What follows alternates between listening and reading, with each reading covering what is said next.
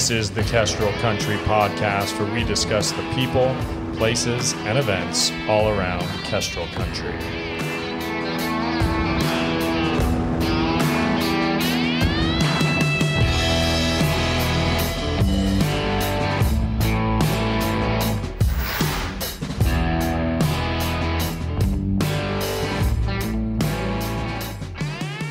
Hello and welcome to the Kestrel Country Podcast. I'm your host, Mike Church, joined here once again by my lovely co-host and wife, Kathryn. Hello, hello.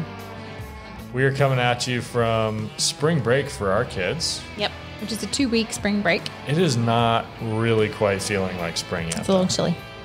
Yeah, we had some decent weather the last few weeks, but it's gotten a little chilly. It has. But still sunny, still be able to be outside.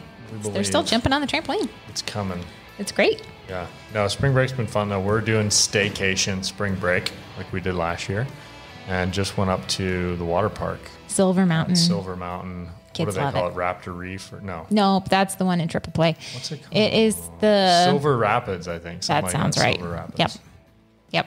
But yeah, that's fun. it is fun. It's a quick, easy getaway for the kids. We also did Cataldo Mission on our way back down, which was the oldest building standing in Idaho. Yeah, that was really cool. It was, I was excited about it. I love history, love that, but it was way cooler than I thought it was going to be. Pretty amazing to see the amazing structure, obviously, old building. But then we watched a video on it in the visitor center. Specifically, how they built it. Oh, man, it's unbelievable. One of the cooler things was obviously big huge hand-hewn timbers. Obviously, no nails or anything. It was all built with pins that they made themselves and things. But particularly the priest who was involved in designing and building it, and just the way that he really ingeniously just dealt with what he had to make it this beautiful chapel, really and beautiful to imitate. Mission. So like they imitated fake marble. On the altar.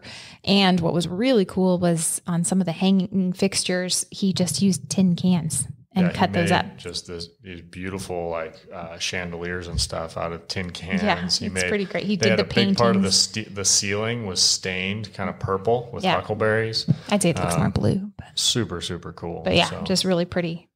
Yeah. So that was a blast to do too on our quick getaway. But the podcast today. Yeah, speaking of spring. Speaking of spring, and with a lot of new people in the Palouse, gardening is a big question mark, and it's a fun, wonderful thing to do. But we have tricky soil here. So we had Megan Haney, who is a transplant from Seattle, and Betsy Becker, who's been here a long time and was a landscape architecture or landscape design, she'll tell us which, over at U of I. So a lot of experience dealing with the soil here, and she focuses on vegetables. Megan focuses on flowers. So we just had a really good conversation on where do you get started? Yeah. Well, very timely. And I'm sure it was a fun discussion. It is fun. So, love flowers. Yeah. All right. Let's get into it.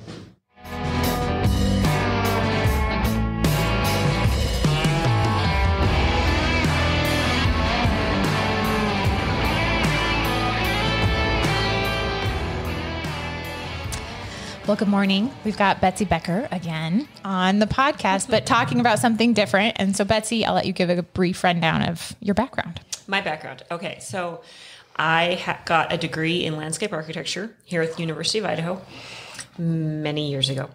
And then I have been doing, I've been doing landscape design for about 20 years now. And I really love backyard gardening. That's what I like to do. I like helping people start their own, that sort of thing. And I like to be able to have a wide variety of plants by starting from seed. So seed catalogs are my downfall. Oh, I know. There's always hope in the seed catalog. Especially in January. You're like, yes. Color. This one and this one, all of it. And we also have Megan Haney, who is newer to town, but an avid gardener, especially on the flower side. Yes. So a little bit about how you got into it and where you've done it. Okay. Yeah. So I was in Seattle for 17 years. And I joke that I couldn't keep a houseplant alive as long as I had a nursing baby. So about, a few years ago now, I've been able to keep at least houseplants alive and then do a lot more in my garden. So started with dahlias and just landscaping. There's so much that grows over there and having fun with that. And then when I came over here, got my dahlias going again and in much larger quantity, going even bigger. And I'm really interested in perennial gardens and starting perennials from seed because I love things that you don't have to grow again. Annuals you have to keep growing. And I really like to be able to plant something and have it take off. So that was fun. So I wanted to hit the Palouse because we have a lot of people who have moved here like you and are asking the question of how do you garden in this soil? So Betsy, you've been here for a long time. I've gardened here. And I also wanted to try to touch on, so we have a lot to hit today. Okay. I wanted to touch on vegetables and flowers. So you mentioned perennials, Megan, which is perfect because that's probably more encouraging for people in terms of what they can succeed at versus what's going to fail. And a lot of it is trial and, So, but let's talk seeds. The first question, when should you be starting your seeds if you're doing it indoors? And then let's talk about a couple fail-safe seeds to do. Okay. So Betsy, what's your thoughts? So I have already started. Just a second. Sorry. You're disconnected. Sorry. We figured out the glitch, which was just me bumping the mute button. And we're back. To everyone. Oh man, maybe. Okay, right. Betsy, fail-safe seeds. Okay, starting seeds. So I have already started my tomato, pepper, flower, herb seeds. Okay. Those I started. We had a lovely snowy Monday a couple weeks ago, and I was like, this is the perfect day to do this. We need this encouragement. So those I've already started. And then I'll start my warmer weather ones in probably early May. But as far as fail-safe seeds, my tomatoes and peppers always come up. There are some flower seeds that are super finicky. I've also found that the flower seeds tend to be a little harder to start inside with the limits of sunlight and wind and stuff like that. The flower seeds tend to just kind of take off and try and get really long and leggy, more so than my tomatoes do. So I think that tomatoes, peppers, probably some basil are a good start. So, and then can you tell me what you do as your setup? Okay, so my setup. So I have a cheap IKEA bookshelf, just like the wooden slat racked kind of things. I think mine has 6 shelves on it. I have cheap Walmart fluorescent lights mounted on the bottom side of each shelf. I do not use special grow bulbs or anything like that. I have tried them. I haven't found that they make a difference at all between the fancy ones and the cheapo ones. And then I use the trays of, it's like 72 plugs in each tray. Fill them with seed starting mix, sterile seed starting mix, and then I have the clear plastic domes on top of them to maintain temperature, humidity, everything like that as they're getting germinated, and then I pull those off. I have tried doing indoor seed starting without the lights, and that I think that doesn't work. That's the number one thing that you need, because otherwise they just get long and leggy and they're not strong, and you put them outside and the first wind kills them all. So yes. Okay, Megan, what's your setup? My setup, I went and perennials are expensive. So if you go and try to buy one at the nursery store, usually they're anywhere from $10 to $20, sometimes more. Easily. So I realized if I could start some from seeds in the long run, I'd save a lot of money. So I went to Costco and got a baker's rack, and I bought lights at Costco that they had, fluorescent lights, hooked them up on my 6 shelves. And the way I have had a lot of success is I watch, I was looking this up, a Flower Hill Farm. This gal does a lot of cut flowers, and she starts things in flats. And this was a new idea to me. So basically, I save a lot of, metal tins or cheap baking tins. Okay. Put this sterile seed starting mix in. And a lot of perennials just need to rest on the surface of the soil, and then they'll need a certain germination temperature. So I have a big seed starting mat that I invested, a huge one. Buying those online is cheaper than going to the stores here, I found, sadly. So you can shop local online too. But and then I will put those in, maybe put some vermiculite on the top, depending on the instructions. I love seedaholic.com. It's a Irish website. They sell seeds in Ireland, but they have great information about plants. So I'll look there, or I'll look online and kind of get a few instructions from different places and glean the best for the perennial starts. But I'll wrap the top in plastic wrap to start. Okay. And follow the instructions for heat. Some seeds like heat and some don't. They like to be cold. Perennials usually like to be cooler. And I just keep an eye on them and then take that plastic wrap off once they've germinated. And I've had great success. The thing is after they are a little bit bigger, or their roots aren't being able to develop as much because it's a shallow tray, I'll pot them up. Okay. And so I'll put them into 72 flats or 50s.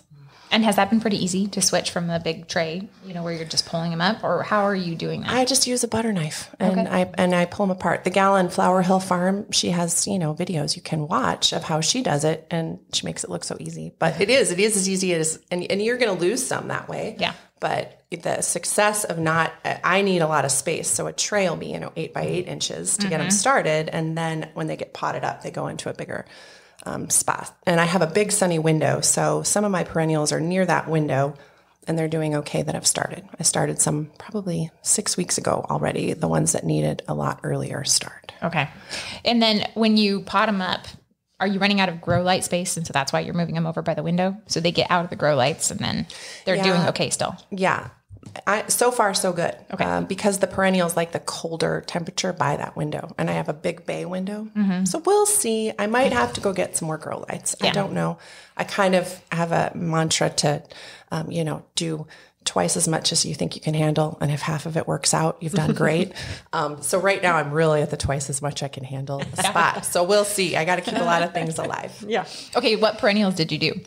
I have some Gora Lindheimeri, which is a whirling, looks like whirling butterflies, bee balm kind of a thing. Yes. I have started, so many things. Sea lavender, German status.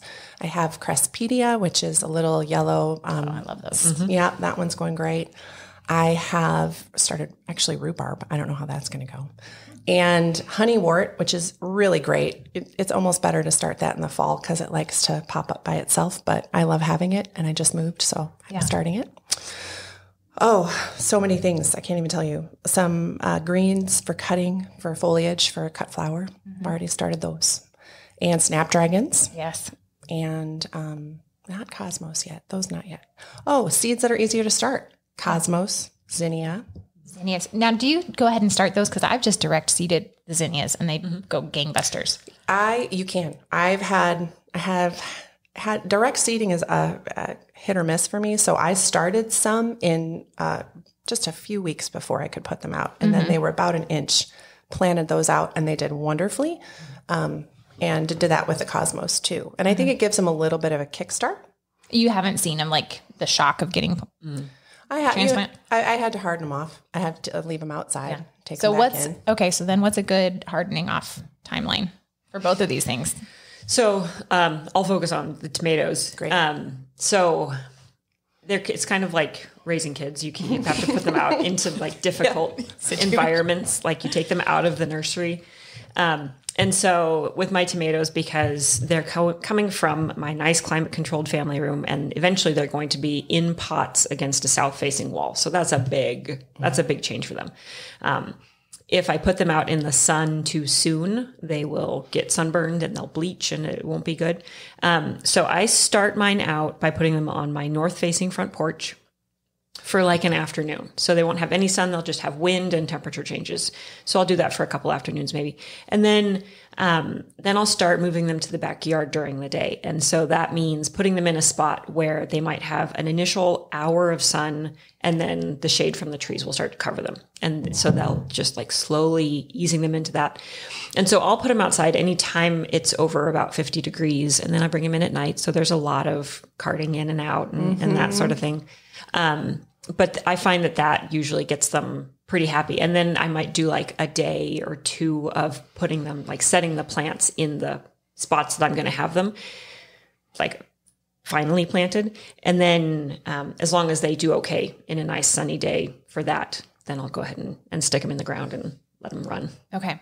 So would you say total length of time is how long do you think? It kind of depends on the weather. So as soon as it's warm enough outside, I start hardening them off, but I can't plant them fully until we have passed that last frost date. So I might start, I'll probably start putting my tomatoes out as soon as I potted them up in about 2 weeks. So, I mean, it could be 6 to 8 weeks of these gymnastics. Do you have any helpful methods of getting them in and out? No. Just lots of trips. Just lots of trips. Megan? Yeah. The same? Yeah, I think part of my problem last year was things had to get booted out outside. So it forced me to put things on the front porch and then bring them back in and then throw them a little bit harder conditions maybe than they needed. But perennials this is why I like them. They're meant for cold. They like colder weather. They're hardier. And they don't need quite as much tenderness. I have a lot of things that need tenderness in my life. Not perennials, not as much. So I would say last year it took me about, depended on the plant, but a week or 2 is what I would do in and out. And then just say, okay, guys, time to get going. Yeah. Make a break. The last year I did plant the sweet peas out in April, and then we had snow. Thankfully, they can handle it to 20 degrees. So they were fine. I was very worried. Did you start your sweet peas from seed or did you direct seed them? I started them from seed because I started 200 plants. It was glorious. I had a 60-foot wall of sweet peas, and I'm going to do it again. Yeah, I'm going to do it again. Last year I started them a little bit earlier, and I'm waiting a little longer so that they're just a little shorter and a little bit not quite as leggy. I made them too warm last year when I started them. So I have better luck with it. Luck with it this year. Yeah. Because we did sweet peas. It's been a couple of years since we've done our garden. So we're diving back in this year, but I did the direct seed. And I did do the soak those overnight or the 24-hour soak at a time. Yep. But they did fantastic, out there, and they bloomed and bloomed. Yes. Oh man. Yes. I love Sarah Raven, her Perch Hill on YouTube is great. And she has a video on how to cut sweet peas, which was very informative to me. She really cuts them back when she cuts them, and then they get even more abundant. It's so where does she end up cutting it? She does not cut it at the end of the stem. She cuts down at a joint, and then it will go on and on. And it was really encouraging to me to be at the end of the year by that time to be a little bit rougher and more gregariously chopping at my sweet peas. Well, especially because if you're actually designing with the sweet peas, having that extra stem is really fantastic. Yes. Instead of a posy, you can get some foliage with it. It's really pretty. So fun. That's really fun.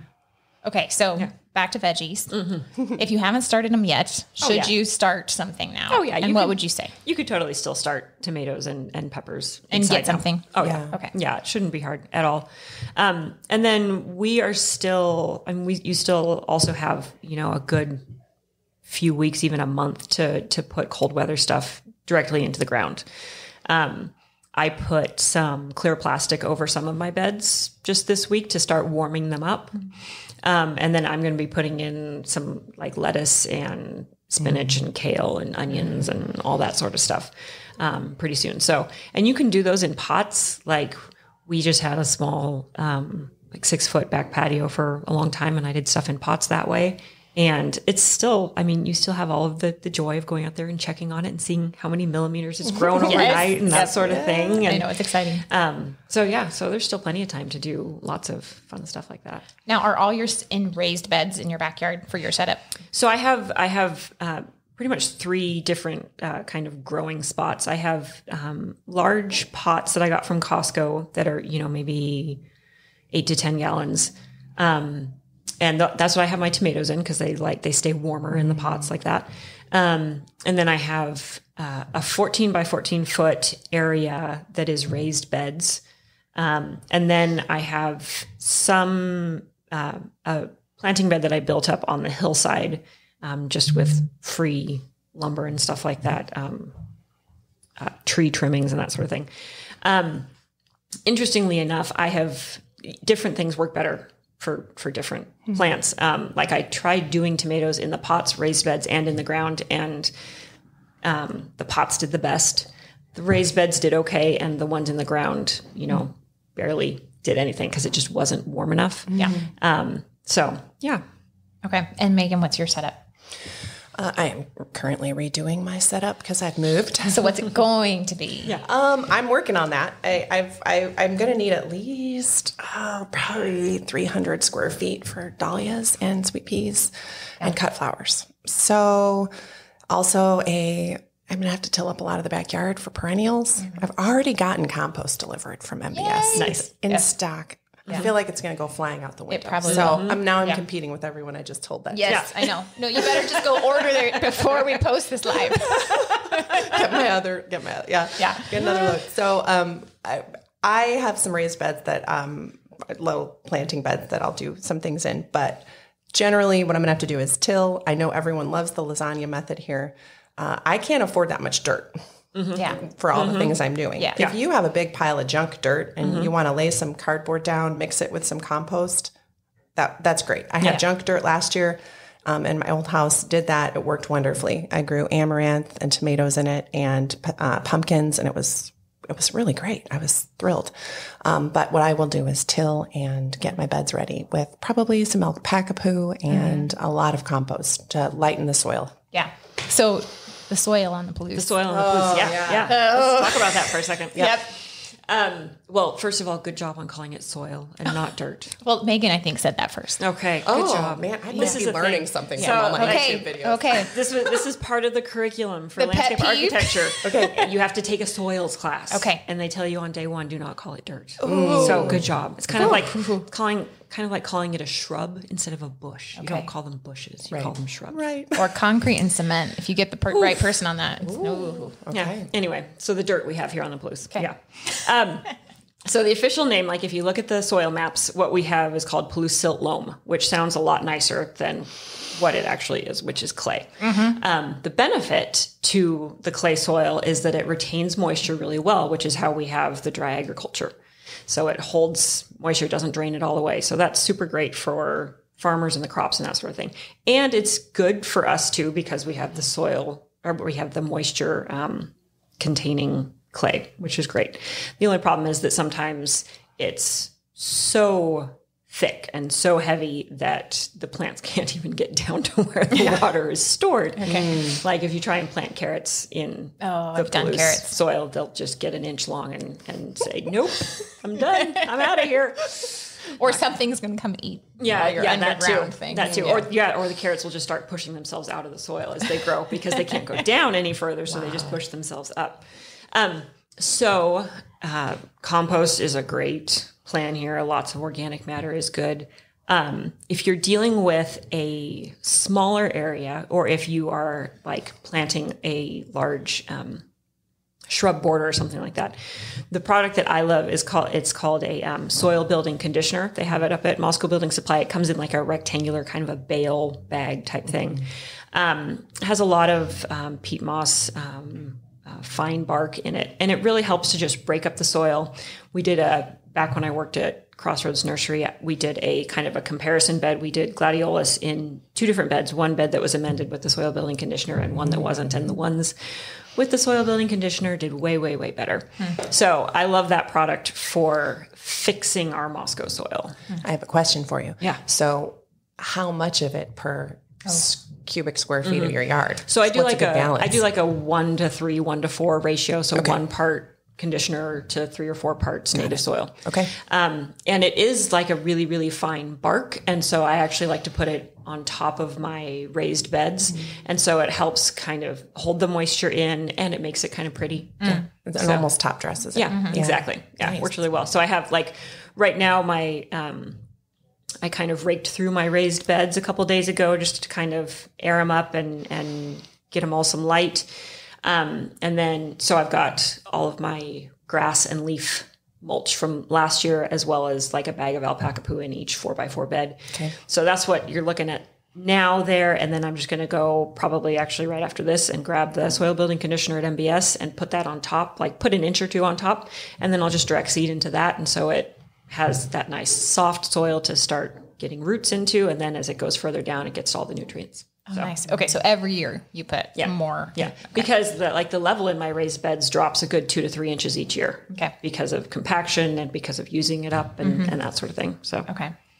Yeah. What's interesting with the perennials, a lot of perennials do not love rich soil, especially native perennials. So they're a great idea here where you don't have to amend the soil as vigorously, I guess. What I did was, I took off all the grass, got rid of all the grass in a huge corner of my yard and tilled through it and then top dressed it with compost. So it was weed suppression, then planted which will eventually nourish that soil, but not make it too rich. But it also stopped the weeds and was enough for the perennials to help that pretty dead soil that was just under grass for years, but not over.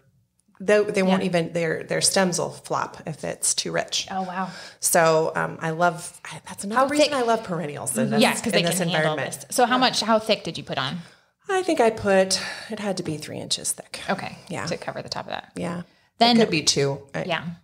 The parts that were 3 really helped or did the best. Yeah, makes sense. Versus the scraggly bits. Yeah. But okay, do either one of you use the weed suppression fabric? So especially this leans into the cut flower side of life probably a little more, where if you've seen Florette, you've probably seen the holes that she's done on hers. And, it's a big method to go through and put all of those fabric down. So do you do it? Do you just use mulch? So, yes and no. Okay. So basically for this year, because I'm going to make big dahlia beds, Lord willing, we'll see. I've ordered the heavy duty only because I don't recommend putting down weed suppression fabric unless you're going to pull it up. Oh, and if you don't pull it up right away, because I've done this. I think that's a good plan. If you don't pull it up right away, it is a beast. It clings to that soil like crazy. So this whole crabgrass gets fingers through it. So this whole idea that you're going to landscape and put all this weed suppression, and there's so many better ways to do it. The landscape gal will tell you, I'm sure. We don't want to kill everything and kill the soil underneath and not let the soil be it doesn't make for healthy soil for the long term. Yeah. Well, and in our soil, I feel like all it does is compact it like crazy after our experience with it. So I'm curious on the best methods. So last year in my dahlia bed, I did not put any fabric down. I weeded occasionally, and that was enough to keep things fine until the dahlias took over. Which is good. But this year, I don't think I'm going to have that time to weed even that much. So I'm just thinking I might as well that's my next step. Yeah. Yeah. So I don't have landscape fabric anywhere in my yard anymore. Me either. That said, doing landscape design for clients, everybody comes to me and the first thing they say is, I want low maintenance. It's like, well, yeah, we all do. Yeah. So then it's a matter of figuring out, okay, how low maintenance do you want? And recognizing that I get a lot of clients who, I love the ones who really love their yards and want to put in a lot of time, but there are definitely the ones who are not going to want to do that. And for the best success, the best curb appeal over time, I do recommend it for like front flower beds and stuff like that. Like if you're just going to have a few boxwoods and a rhododendron and a few little hostas right here or something like that, then I'm going to put down landscape fabric for those clients because they're going to be happier with it in the long run. And and in that sort of situation, obviously you don't have it directly around the plant, and I'm going to put in some of that soil building conditioner around where each plant goes and that sort of thing. And that limits, you're not going to be able to put in ground covers or bulbs under that. But usually for clients like that, they're not interested in those more maintenance heavy things. So in my own yard, I don't use any because I'm trying to get all of the soil as healthy as possible. Even the soil between my raised beds, I put down the arborist mulch on that because I know that that soil is only 6 inches away from the soil that my plants are reaching down into. So I just want it all to be as happy as possible. And I have the time and the interest and the passion for that. Yeah. So it's a reasonable time investment for me, but there are people who just don't have the time. I have a question for you. What do you think is a reasonable, because soil is so important and your success is going to be, even if you go and buy starts from somewhere else and you can't get your seeds started this year, your best option is to have great soil. So what do you think is a reasonable, I'm not the person to ask this, a reasonable plot of land to amend or square to amend or to get ready for this planting year for somebody new? For somebody new, like if they have never grown things before, I would stick with a couple pots. there you go. Okay. That's very doable. Yes, and I think success, that's great. I think the danger is back to the seed catalogs. Or you go into the store and you see all of them and you want it all because it's so pretty. But if you think I'm going to start a few pots of vegetables this year on a south-facing wall and buy some potting soil and a few plants for that, you're going to have success. And then next year you can do a little bit more and do a little bit more. And continue to add and put perennials in some of those places so that you're not doing all the spots every year. Each year, And maybe I'll grow them all for you. And there you come to my perennial seed sale. Come to my tomato seed sale. I love it. We can trade. Even for myself, like we are putting in some new perennial beds along our fence line, and I was like, I just want to do the whole thing. I was like, no, you know what? I am not going to maintain that whole, and it would only be, maybe, I don't even know, 20, 60, 80 feet. So I'm starting with one side, like from the raised beds to the garden gate. And so it's like 20 feet and that's what I'm putting in this year. And so I'm started enough perennial seeds just for that stretch and we'll see how that goes. And you don't want to, because speaking from experience, you do not want to till up an area that you're not going to touch. Yeah. Because then all you have done is disturb and bring to the surface the wonderful, horrible seeds of the weeds. And those are like the thistles, the ones that hurt like the dickens to pull out when you are going after them. And so don't get overambitious and till up more than you are ready to do. I did hear, we did a seed starting class last week with some ladies, and Jordan LaFawn co-hosted it with me. And what she does, she has a much larger area out there. What she does is she puts down like black or clear plastic over wherever her beds are going to be to warm up the soil to get all the seeds to germinate. And she leaves the plastic on to kill all the weed seeds and then pulls it off when she's ready to actually plant. Nice. So I was like, that sounds like, try that. Yeah. So another good option. For sure. Yes, black plastic and landscaping fabric have their uses. Yes. They're probably abused more than they are used well. Right? Well, and then the cleanup afterwards, if they're not used well, is it's a pain. I mean, we've all seen those homes that have, the big chunk bark with plastic sticking out from underneath. Flapping in the wind. Especially on the hillsides here on the Palouse. And it just slides down. Yeah. Well, and I think the danger with bark, speaking about bark, which is not related to seeds, but if you don't make it look pretty each year, you just have to plan for that investment every year. That expense is part of the garden every year because it just gets ugly and it blows off. And especially in the Palouse. Yeah, absolutely. Yeah. Wood chips, finding the wood chip guy. That's really my goal every year. Well, depending, we've rented the chipper, which is fantastic, especially with fallen trees or branches, and that thing just turns it into mulch in no time, and it's fun and exciting. But exciting in the sense of keeping the children far, far, far away from it, but they can watch from a very far distance. Because yes, it will eat anything that you feed through that thing, and just spit it back out. Yep. Okay, so we're gonna wind down here. But is there anything you mentioned starting with pots? Okay, if they want to pick 2 seeds to start with this year, 2 vegetable seeds and then 2 flower seeds.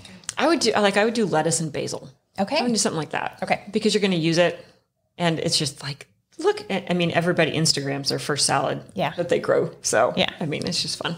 Yeah. Okay. I think you cannot go wrong with Cosmos and Zinnia.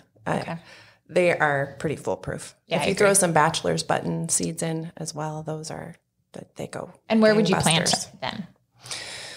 Oh, that's a great question. Somewhere sunny and that you can get some water to that has some decent soil. It doesn't have to be. Zinnias, they are prolific. They are amazing. And I would say cut and cut and cut. Yes. Because, the more you cut, the more that you're going to get from them. Also wonderful. Yeah. Which is what you want with the cut flowers. One final thing. Because we deal with water, we'll cover water and then we'll be done for today. And we could keep going because there's a lot to hit. And there's so much and always more to learn. But we deal with massive problems right now with our well. So we are probably going to need to be digging a new one. But in the short term, we have done the drip lines, we've done the timers, and that has worked wonders. But what do you guys do? I have a rain wand.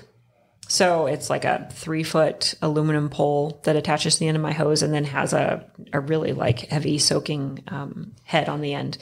And then I just walk around and water by hand, partly because I'm too cheap to put in a sprinkler system. Although like as a landscape designer, I know that that's the number one key to success in any new landscape. Let's just see how far we can go without following the rules. It's nice to walk around in water, and that's when the the sun's setting. It is a sweet time. And you get to see all your plants. So I respect that. I do it either like sunsetting or right after breakfast in the summertime. Just like kids have had breakfast, they are like going off and hopefully getting started on their chores. And I'll just go outside, and it takes me like 20 minutes and get everything nice and soaked. And I love the rain wand because it gets the water right to the base of the plant instead of spraying it all over the leaves or all over the air and getting evaporated. So I enjoy hand watering with the size of a garden that I have. As far as like water frugality and that sort of thing, a drip system is the gold standard as far as not having any evaporation or oversaturation or anything like that. So, and we have used, it's been great. We've used dripdepot.com. Yes. Okay. And so they have whole kits because it can be incredibly overwhelming to get the kit. And you lay it out, but you can also get the huge rolls of the flat drip line, which are fantastic for the long beds. But there's stuff to learn about backflow and pressure and all of this stuff. So at first it feels very overwhelming, but once you get the system figured out and you put that front effort in with the timer, so okay, it's getting 10 minutes twice a day, and for us, I have to stagger it to make sure I'm, being easy on the well.